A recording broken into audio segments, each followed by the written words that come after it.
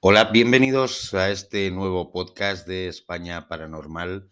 Buenas noches, buenas tardes, buenos días, independientemente de dónde nos veas. Hoy os voy a hablar de posiblemente el caso ovni más famoso ocurrido en la península ibérica, aquí en España. Estoy hablando del ovni de Manises. Nos vamos a ir al 11 de noviembre de 1979. Cuando el supercarabel de la compañía TAE, comandado por los pilotos Javier Lerdo de Tejada y Ramón Zuazu, encaró la pista de despegue del aeropuerto de Palma de Mallorca, sus protagonistas no esperaban convertirse de forma involuntaria en testigos de élite del incidente ovni más famoso ocurrido dentro de las fronteras españolas. Aquel 11 de noviembre de 1979, el caso comúnmente llamado OVNI de Manises cambiaría para siempre la forma de encarar el fenómeno, dando consecuencias en el tiempo hacia atrás, haciendo aflorar casos que, por una razón u otra, habían quedado sepultados bajo las nieblas del tiempo, y hacia adelante, cambiando la forma de afrontar los sucesivos casos que a lo largo de las siguientes épocas nunca dejaron de darse. Yendo al caso en sí, el vuelo JK-279 de la compañía TAE, con origen en Salzburgo, en Austria, y con destino Santa Cruz de Tenerife, hizo escala en la tarde del susodicho día 11 en Palma de Mallorca, antes de afrontar la fase definitiva de vuelo. Tras el despegue y alrededor de las 11 de la noche, hora local, los integrantes de la aeronave advierten una serie de luces que cambian de color en rumbo de colisión contra el supercarabel. El comandante Lerdo de Tejada, temiendo por la seguridad de la tripulación y el pasaje, decide alejar su rumbo en altura para que de esa manera tratar de evitar la más que probable colisión. Sin embargo, ante esta maniobra, el objeto también cambia su trayectoria, manteniendo el rumbo de colisión con el avión. La tensión de la tripulación es máxima. Parece que el impacto puede ser inminente.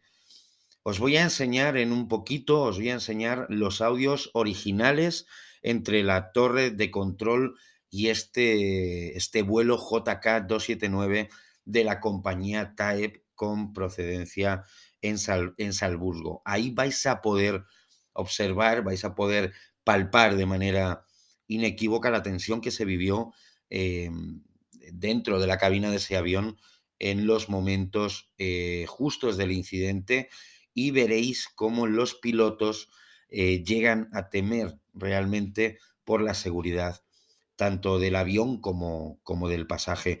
Pilotos que, por cierto, suelen ser personas bastante tranquilas, con la sangre fría, con esos nervios de acero para poder pilotar esas máquinas con tantas vidas a su cargo. Em, Veréis el audio original completo dentro de este podcast y podréis apreciar esa tensión que se vivió en ese momento. La situación, como estaba comentando, se tensa en la cabina y la situación también se tensa en tierra, ¿de acuerdo?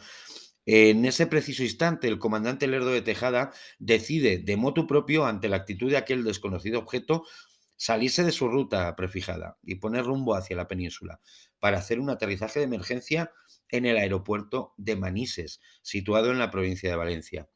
Al contactar tanto con la torre de control del aeropuerto como con el radar militar situado en la zona aneja, se le confirma la presencia de 3 objetos en la zona, imposibles de identificar para la electrónica del momento. Fernando Cámara, el piloto de combate que más tarde veremos que saldría a interceptar en un scramble a ese objeto, declaró que vio una luz, aunque mi radar no detectaba nada. Yo volaba a unos 1000 km/h y cuando lo alcancé, aquella luz pasó de estar estática a volar delante de mí a la misma velocidad. Era consciente de que ese objeto me estaba detectando, porque se dispararon los sistemas de amenaza de mi avión, pero yo solo podía verlo con mis ojos. En el propio aeropuerto, puestos de mando de la propia instalación lograron divisar a simple vista la presencia de aquellos objetos en las inmediaciones del aeropuerto, como reflejó el periodista JJ Benítez en su libro Incidente Manises. Allí narran los hechos casi en directo. El libro fue publicado apenas 8 meses después del incidente y relata la investigación posterior del autor. Y, por supuesto, en primera persona. ya que se pone negro sobre blanco que tanto Miguel Morlán, a la sazón director del aeropuerto, como otros miembros de los equipos técnicos y de control de la instalación pudieron observarlo claramente, incluso a pie de pista. El revuelo, tenéis que tener en cuenta, fue tal en el aeropuerto de Manises ante el incidente que incluso el propio director del aeropuerto decide dejar sus oficinas y bajar a la propia pista de vuelo para observar con sus propios ojos el fenómeno que estaban relatando tanto pilotos como torre de control. Tan clara fue la visualización del objeto que en primera instancia se llegaron incluso a encender las luces de la pista, pensando que podía haberse tratado de una nave con problemas que necesitase hacer un aterrizaje de emergencia y no pudiera comunicarlo por radio. Toda esta tensión por la incertidumbre de lo que podía estar sucediendo derivó en tomar medidas muchísimo más drásticas. O sea, es que se pensó incluso ante la presencia de ese objeto en las cercanías del aeropuerto de Manises, que incluso podría ser un avión que tuviera problemas técnicos, no pudiera comunicarse por radio con la torre de control de Manises e incluso encendieron las luces de la pista de aterrizaje por si necesitaba ser avistada por el piloto de ese supuesto avión. Em, y fue por eso que, dada la situación de tensión en tierra, se decide activar el protocolo de defensa mediante el cual se permitió el despegue de un Mirage F-1 de la Fuerza Aérea Española, situada en la base de los Llanos, en Albacete, donde el piloto Fernando Cámara puso rumbo a perseguir el objeto que amenazaba tanto al vuelo comercial como el espacio aéreo del país. Podréis escuchar en la grabación de esas conversaciones reales que os voy a mostrar en este podcast, que es la propia torre de control ante el pánico que está sufriendo el piloto de este vuelo con destino a Canarias, perdón, a Palma de Mallorca, que es la propia torre de control quien le ofrece al piloto que un interceptor de la defensa salga pues para proteger el avión y para investigar las circunstancias del avistamiento de lo que se estaba viendo en la cabina del piloto del avión en aquel momento. Mientras el avión de combate se acerca a dicho objeto, el piloto pudo observar la luz que desprendía, la cual permanecía estática sobre la vertical del aeropuerto de Manises, a pesar que, según las palabras del propio piloto, su radar no detectaba nada. Esta extrañeza en el funcionamiento de la electrónica en presencia de estos objetos va a ser una constante en todas y cada una de las situaciones en las que estos encuentros han tenido lugar. Acto seguido, estando cercano a alcanzar su posición, el objeto desapareció de su vista a una velocidad fulgurante. El piloto fue informado entonces desde su torre de control y desde el radar militar sobre el eco del radar sobre la vertical de Sagunto. El artefacto, si se puede llamar así, había cubierto una distancia entre el aeropuerto y la ciudad, distantes entre sí 30 kilómetros aproximadamente en un suspiro, lo que obligó al Mirage a poner rumbo a dicha ciudad. Al arribar a su posición, el objeto volvió a desvanecerse, pero a diferencia de la vez anterior, en este caso los sistemas del Mirage indicaban que el avión había sido bloqueado, que en argot militar significa que el enemigo había fijado su radar en el avión, siendo esto considerado una acción agresiva o de guerra. Declaró el propio Fernando Cámara, el piloto de combate, que cuando llegué me encontré con un disco blanco. Era muy diferente a la otra luz, pero las interferencias que producía en mi avión eran las mismas. Lo perseguí hasta la zona de Menorca, pero ante la imposibilidad de alcanzarlo y la falta de combustible, decidí volver. Eh, También las conversaciones de radio entre el caza y la torre de control se vieron afectadas por interferencias, obligándoles a cambiar continuamente de canal. Parecía, por tanto, que ese objeto no solo era capaz de moverse a una velocidad de vértigo, sino que además lo hacía causando problemas técnicos de todo tipo a su persecutor. Casi se asemejaba a querer jugar con él, más que cualquier otra cosa. Durante aproximadamente una hora y media, caza y objeto no identificado hicieron una suerte de juego del gato y el ratón, donde el caza perseguía ecos invisibles para su radar con las instrucciones desde tierra, y el objeto se movía a velocidades imposibles para la física conocida. El avión llegó a alcanzar la velocidad de 1.6 Mach, o sea, casi 2.000 kilómetros por hora en su persecución. Finalmente, con el caza al borde de su límite de combustible, encaminó vuelo hacia la base, mientras que el Ovni, el famoso Ovni de Manises, desapareció de los radares tras haber puesto rumbo al continente africano. Para la gran mayoría de los amantes del misterio, el Ovni de Manises fue el primer o de los primeros casos ovni sobre los que se tuvieron conocimiento en su vida. Es un caso que suele ser recordado cada cierto tiempo, acaso cada aniversario, no tanto por sus protagonistas, sino como por aquellos que han prestado su tiempo a la investigación del mismo. Un caso además que lo tiene todo, desde afectación de un vuelo civil hasta la implicación del ejército, pasando por ser visto por mucha gente de distinto tipo y condición. Es, sin ser el primero, el que probablemente abrió las puertas a que más de estos casos fueran conocidos.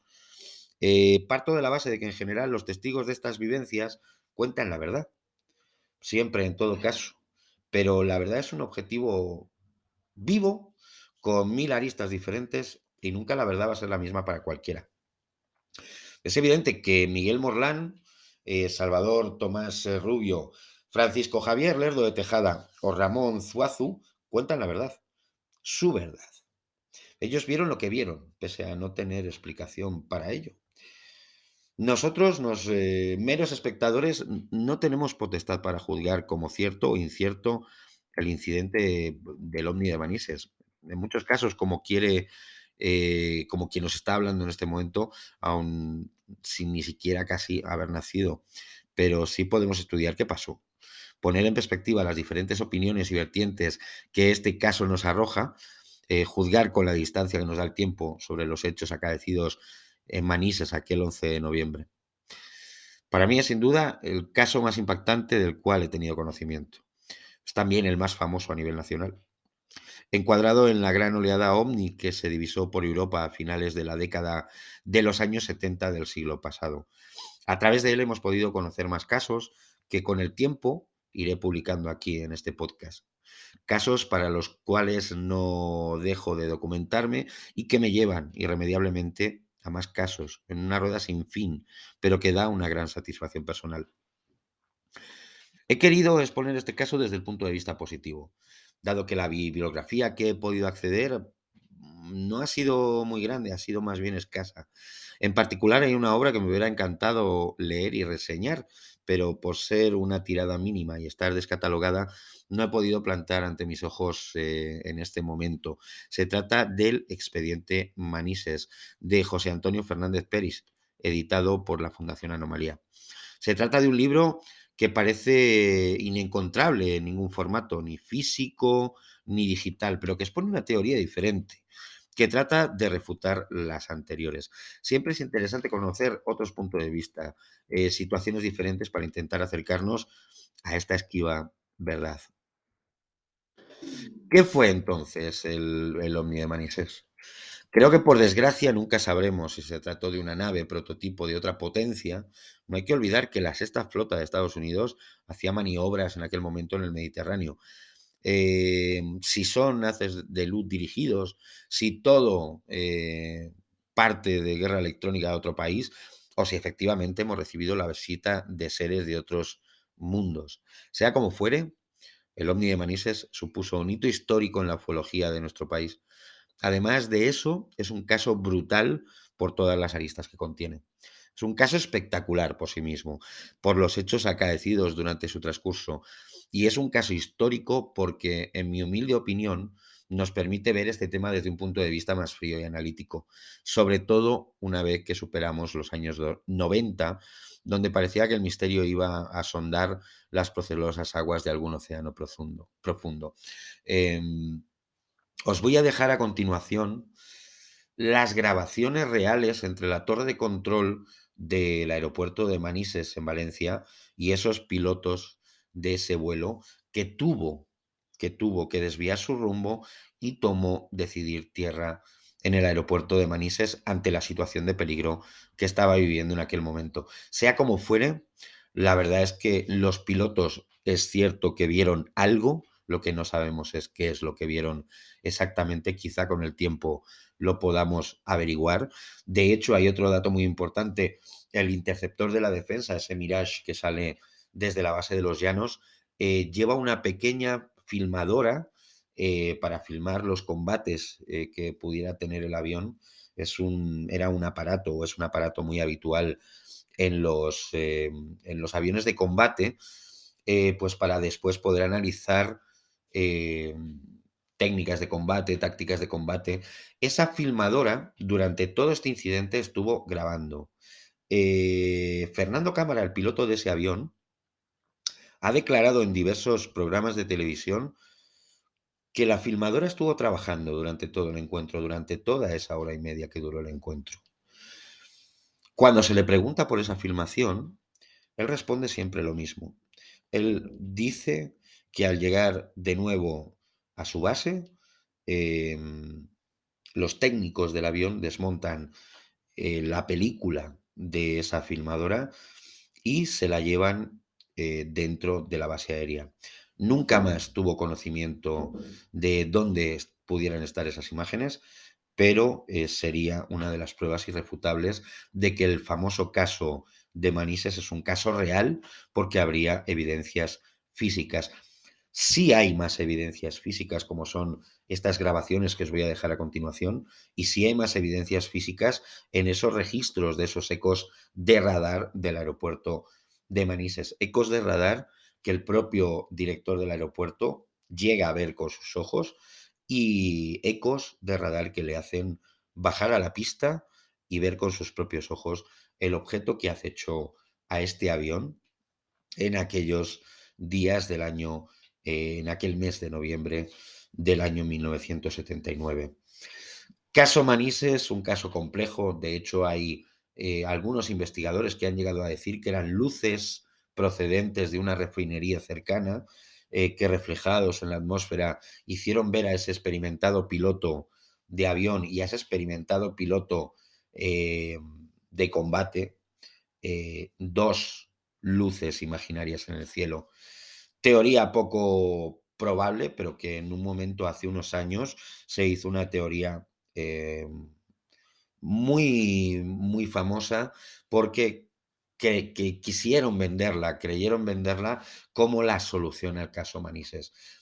Yo he leído esa teoría, he visto reportajes acerca de esa teoría, y mi opinión personal es que un piloto comercial con cientos de horas, con miles de horas de vuelo, y un piloto de combate experimentado, no era un novato en aquel momento Fernando Cámara, eh, no pudieron confundirse en pleno vuelo.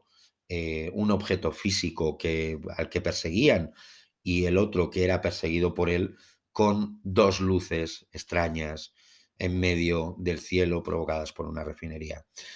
Si queréis tener más información de este caso, podéis investigar en internet. Hay un montón de artículos acerca de este caso. Podéis ver un montón de vídeos en la red, podéis ver un montón de programas de televisión acerca de este caso, pero os le quería traer a este podcast porque en esta línea que estamos siguiendo de casos clásicos del fenómeno ovni, me parecía que aquí en España, desde el lugar desde donde os estoy hablando, posiblemente sea el más famoso y el más documentado, y lo quería compartir con vosotros. A continuación, chicos, os voy a dejar las imágenes, perdón, el sonido real de esas conversaciones entre torre de control y piloto de ese TAE. Espero que las podáis disfrutar, espero que las escuchéis con atención.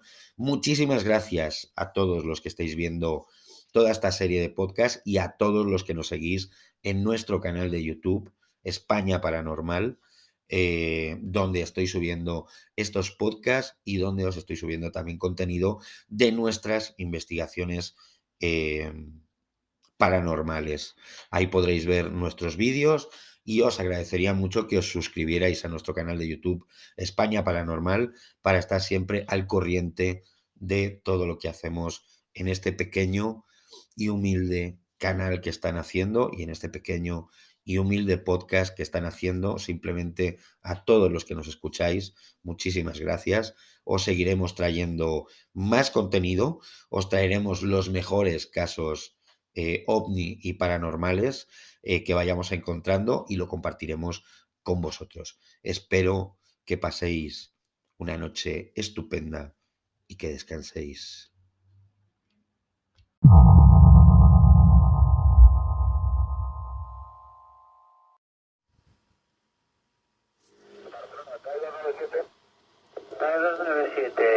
Dígame. Confirmo que tenemos algún tráfico próximo a nosotros, a nuestra izquierda, aproximadamente unas 4 o 5 millas. 297, en negativo, no hay tráfico notificado. Tenemos dos señales de luces rojas, como ahora unas 3 millas a las 10 de nuestra posición.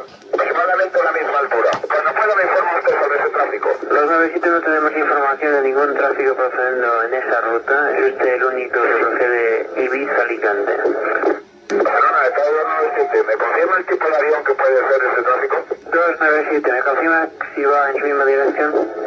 Afirmativo, lo tenemos cada vez más cerca. Solamente puedo ver dos luces rojas fijas. CAE 297, no tenemos ningún tráfico notificado a los alrededores. También hemos llamado a Palma para ver si fuera a nivel 240 inferior y nos ha dicho que no tenían ningún tráfico notificado. Barcelona, de 297, he incrementado el rate de ascenso, ahora estoy a través de 280 y el tráfico este sube mucho más rápido que nosotros y se acerca cada vez más. Barcelona, TAE 297, pongo rumbo a Valencia. 297, ¿desea que comuniquemos con algún interceptor de la defensa? Si es posible, sí, información, porque el tráfico está a menos de media milla y ahora mismo ha bajado un montón, ha bajado